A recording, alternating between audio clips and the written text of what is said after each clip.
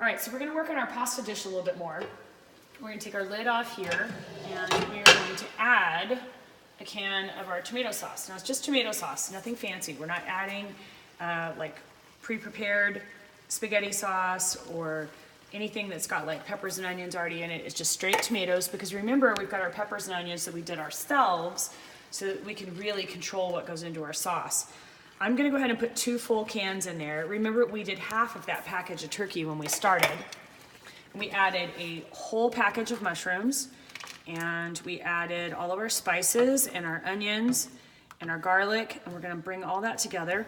Now, I'll tell you a little secret to keep your kitchen from being a mess, is once you get to this stage, see how soupy that is and how thick that is, which is yummy, delicious. But if I leave this uncovered, what's gonna happen is it's gonna start to bubble and boil, which is good, but if I let it bubble and boil too much without a lid on it, what's gonna happen is it's gonna make red pops all over my white cabinets.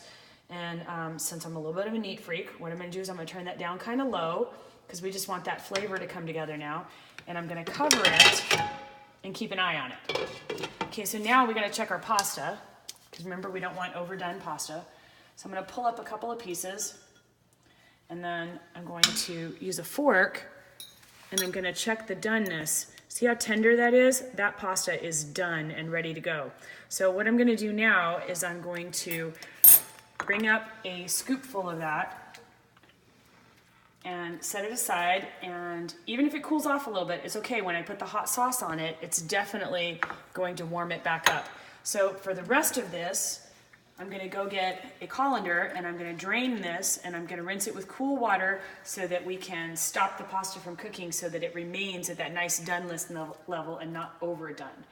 All right, so you can join us back in just a couple minutes.